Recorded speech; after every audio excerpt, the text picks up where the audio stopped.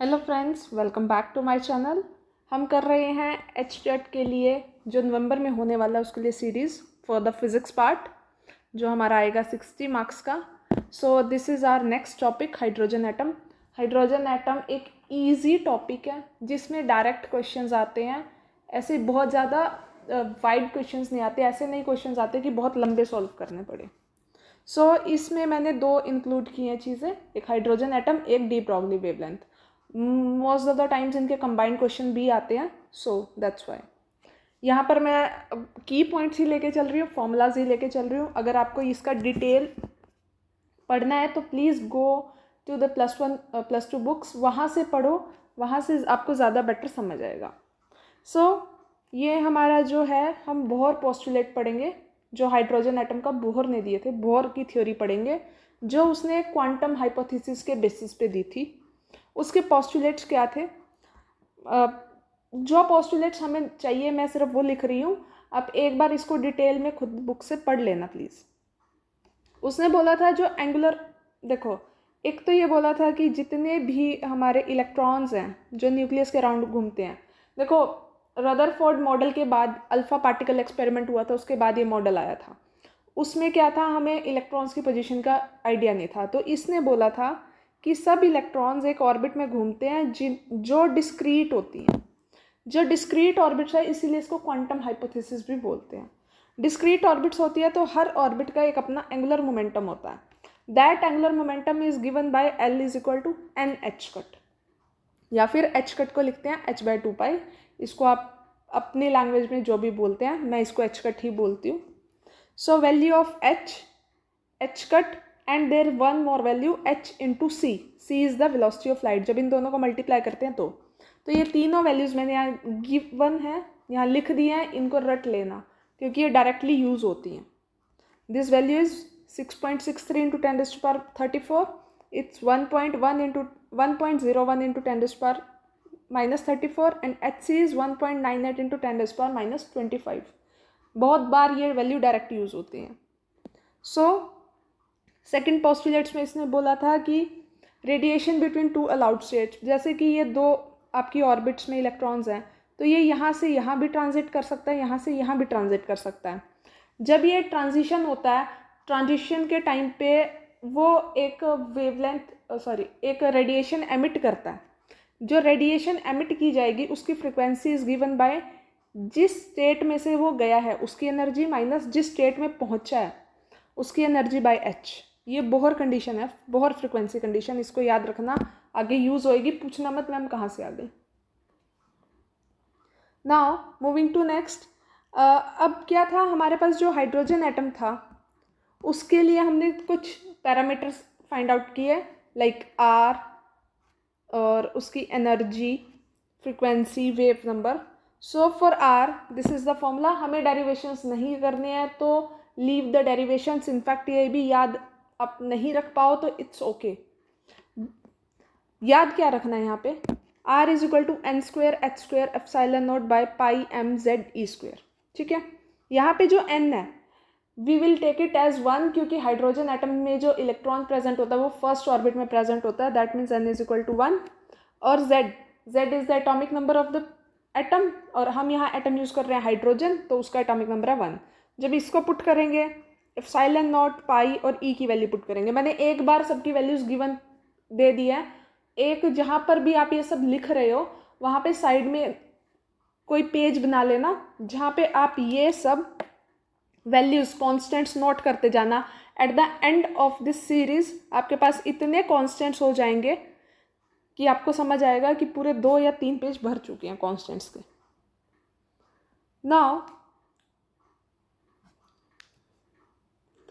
देखो, जब हम ये वैल्यूज पुट कर देंगे सब इसमें इक्वेशन में तो R की वैल्यू आ जाती है 5.3 इंटू 10⁻⁻11 अप्रॉक्सीमेट।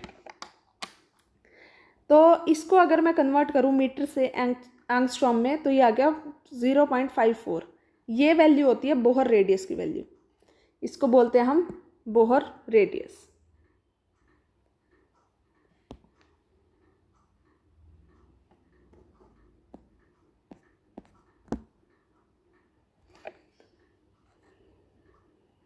नाउ तो ये वाली जो वैल्यू आपकी ये डायरेक्टली यूज़ होती है बोहर रेडियस, और यहाँ से हमारा एक आर का फॉर्मूला आता है इन the form of A note. इसको हम लिखते हैं ए नोट।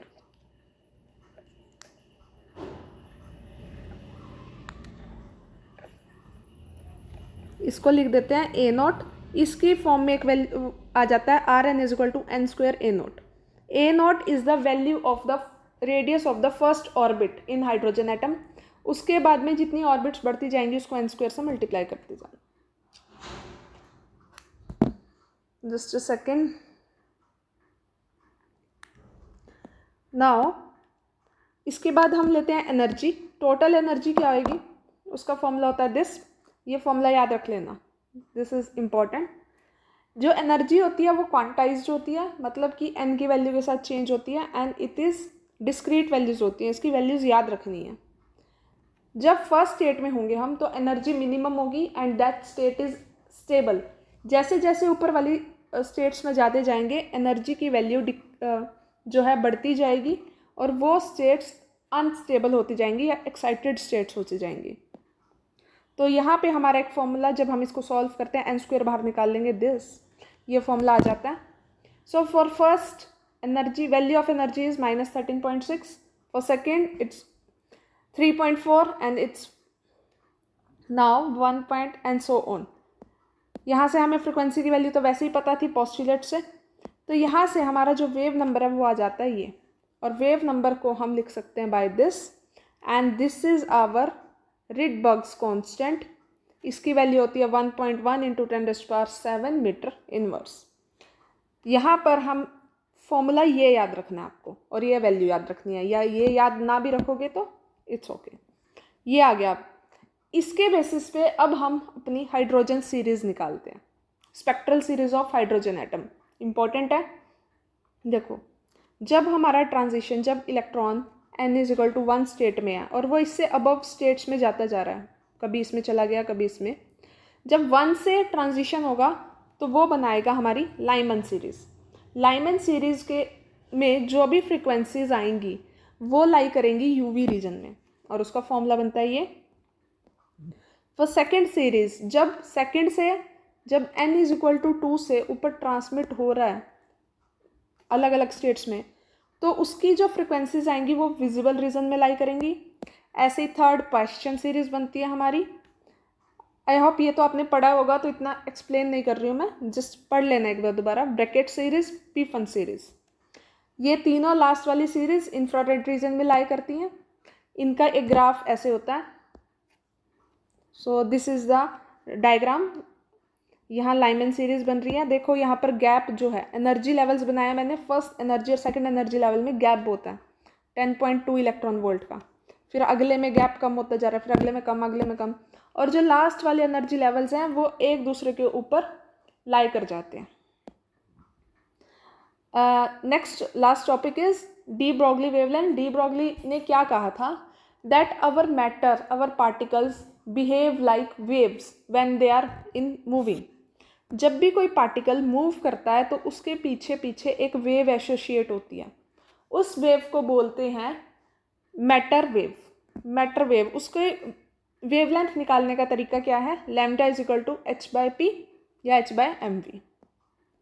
यहाँ पे एनर्जी की फॉर्म में ये फॉर्मूला याद रखना, lambda is equal to h/2me√। E is the kinetic energy, और ये बहुत इंपॉर्टेंट फॉर्मूला है। इसके बेस पे आपको ना जाने कितने क्वेश्चंस मिलते हैं एक्सटेट में, तो इसको भूलना मत। और ये कहाँ से आया, ये ऐसे आया। नाउ यहाँ पर हमारे पार्टिकल्स की बात हो रही है, पार्टिकल्स की वेव की बात हो रही है। तो सबसे इंपॉर्टेंट पार्टिकल होता है हमारा इलेक्ट्रॉन, जिसकी वेवलेंथ की हम बात करते हैं, डी ब्रॉगली वेवलेंथ की। देन आता है हमारा प्रोटॉन। इन दो की हम बहुत बात करते हैं, तो इन दोनों का फॉर्मूला मैंने दिया हुआ है in form of potential difference. वो आता है ये तो पक्का याद कर लेना, 12.27/√v। v अगर पोटेंशियल दिया है तो इलेक्ट्रॉन की वेवलेंथ बतानी है, D Broglie wavelength, it's this.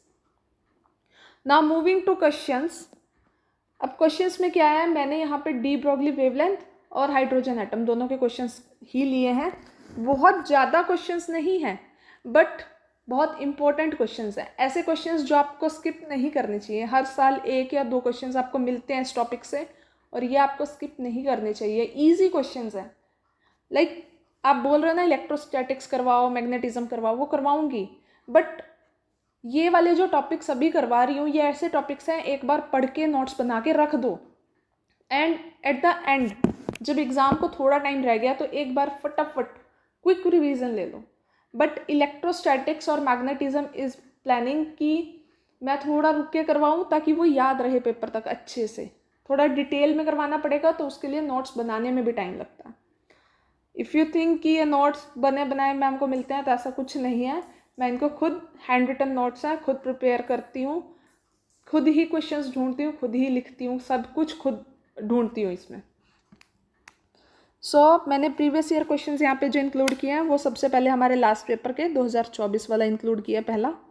पहला क्वेश्चन था कि एक पॉजिट्रॉनियम एटम है का सिस्टम है, पॉजिट्रॉनियम एटम का सिस्टम है दैट कंसिस्ट ऑफ एक पॉजिट्रॉन है और एक इलेक्ट्रॉन। मतलब एक पॉजिट्रॉन पॉजिटिव और एक इलेक्ट्रॉन दोनों का सिस्टम है, वो एक दूसरे के अराउंड ऑर्बिट कर रहे हैं। तो हमें बताना है the wavelength of the spectral line in positronium. अब इस सिस्टम की जो भी वेवलेंथ एमिट होगी वो हाइड्रोजन एटम से कंपेयर करनी है। जब कोई ऐसा सिस्टम आता है कि 2 पार्टिकल्स एक दूसरे के अराउंड ऑर्बिट कर रहे हैं, तो उसमें सबसे पहले हमें रिड्यूस मास निकालना पड़ता है उसका, क्योंकि 2 की वजह से मास है। Mu is equal to m1 m2 by m1 plus m2। Reduce mass निकालने का फॉर्मूला ये है, reduce mass of positron plus into electron, दोनों का मास सेम होता है। I am taking the mass of electron. यहाँ से रिड्यूस मास आ गया ये।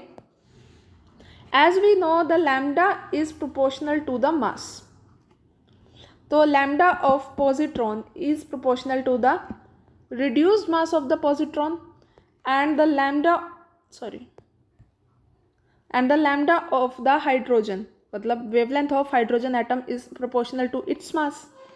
तो यहाँ पर मैं दोनों को ही क्या कर देती हूँ, रेशो ले लेती हूँ, तो ये आ जाएगा the mass of the hydrogen is equivalent to the mass of the electron, क्योंकि ट्रांजिशन वहाँ इलेक्ट्रॉन का होता है।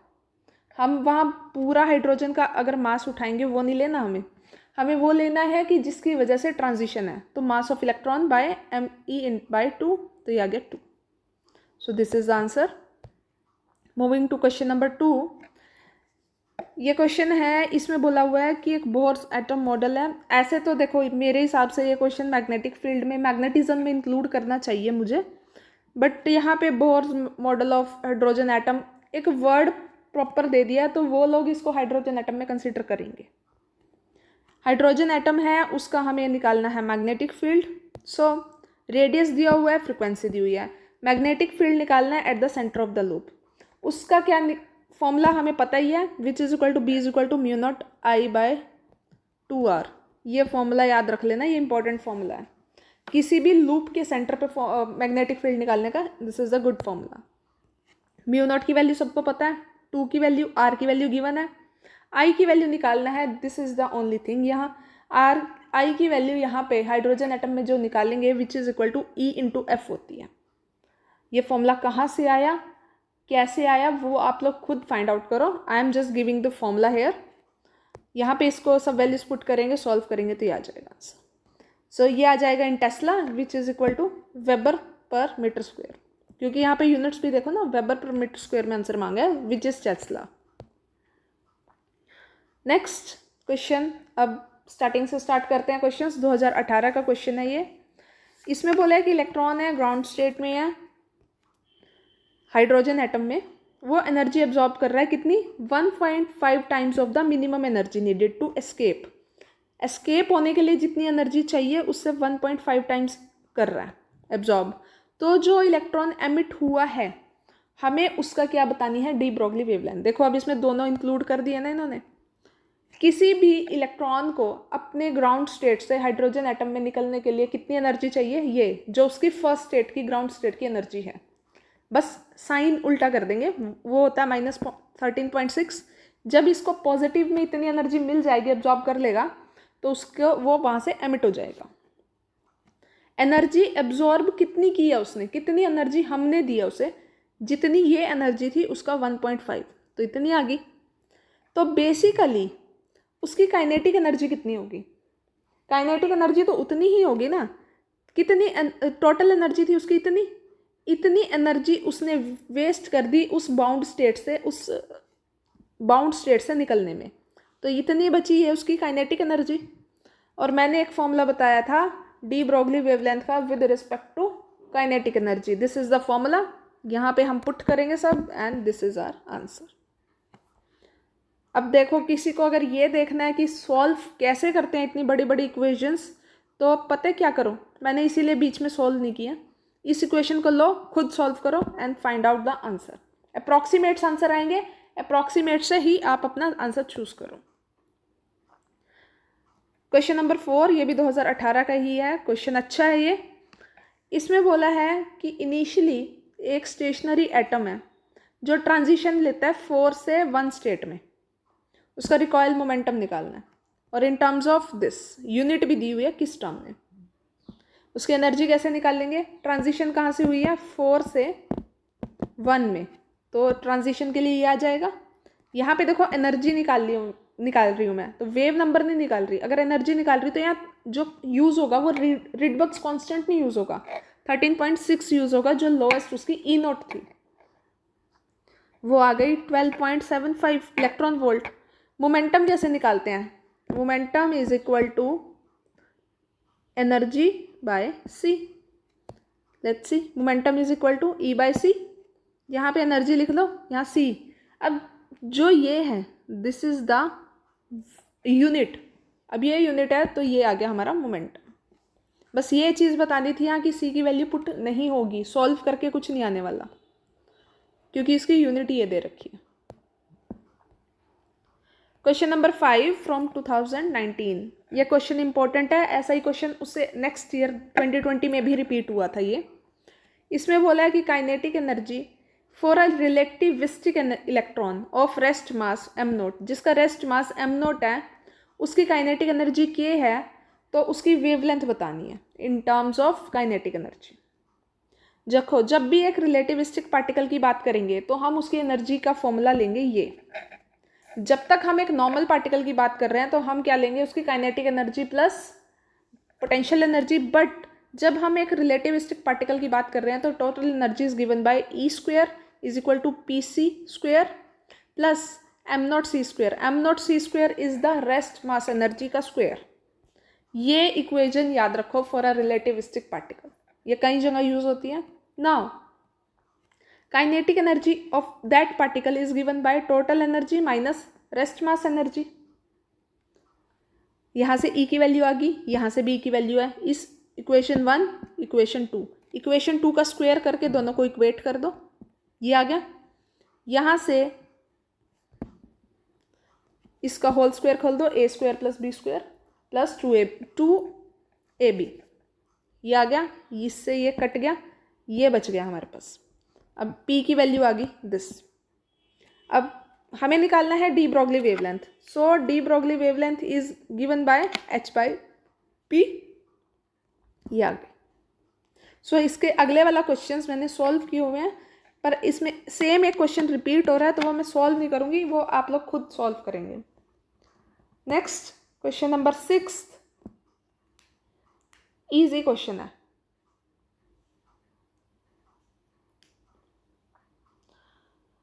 Just a second. अब क्या करना है हमें यहाँ दिया हुआ एक हाइड्रोजन एटम जिसकी ग्राउंड स्टेट एनर्जी में, जो ग्राउंड स्टेट में है और उसने इतनी एनर्जी एब्जॉर्ब करती है, तो हमें उसके एंगुलर मोमेंटम निकालना है। पहली बात तो तुम ये ऑप्शंस देखो, सब options are given in the form of value of h cut, h cut 2h cut 3h cut, अगर देखो तो यही दिया हुआ है। सो लेट्स फाइंड आउट, उसकी जो ग्राउंड स्टेट है उसमें एनर्जी उसके पास इतनी है, उसको एनर्जी हमने इतनी दे दी, एब्जॉर्ब कर ली उसने, तो उसके पास एनर्जी कितनी बच गई, या फिर टोटल एनर्जी कितनी हो गई उसके पास, दिस प्लस दिस, दोनों को प्लस कर दिया, उसके पास एनर्जी हो गई ये, और ये है सेकंड स्टेट की एनर्जी, E2 की एनर्जी है ये। सो पहले वो E1 में था तो उसका एंगुलर मोमेंटम था NH कट, यानी कि पहले वो किस में था, फर्स्ट स्टेट में N1H कट, और अब आ गया वो सेकंड में N2H कट, 2 - 1 तो वैल्यू आ गई H कट, इसकी वैल्यू होती है ये। यहाँ 1 भी लिख लो तो मतलब एज इन कोई ऐसा इशू नहीं है, वो डिपेंड कर जाता है कि आपको ऑप्शंस में क्या दिया हुआ है।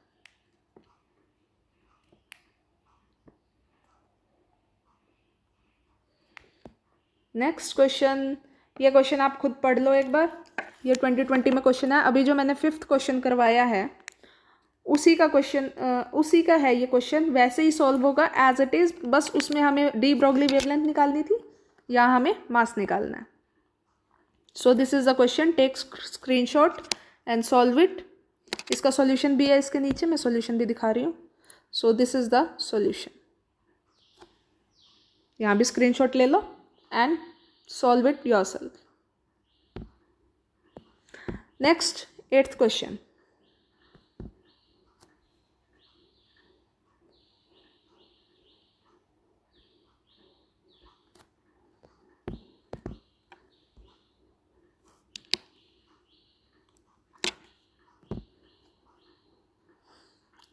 एट्थ क्वेश्चन सेज, इसमें करेक्ट रिलेशन बताना है हमें। यह क्वेश्चन आपका था 2022 का, it was a good question. इसमें हमें क्या दिया हुआ है कि एक फोटोन है जिसकी कुछ वेवलेंथ है वो सेम है किसके, इलेक्ट्रॉन की डी ब्रोगली वेवलेंथ के। एक चीज़ याद रखना, D Broglie wavelength is a matter wave. इसका मतलब डी ब्रोगली वेवलेंथ हमेशा पार्टिकल की आएगी, तो फोटोन की कोई डी ब्रोगली वेवलेंथ नहीं होगी, तो उसको उस हिसाब से लेना मत। तो यहाँ पे हमें क्या दिया हुआ है, that the wavelength of photon is equal to the wavelength of electron, ये दिया हुआ है। इसकी वेवलेंथ कैसे निकालेंगे हम,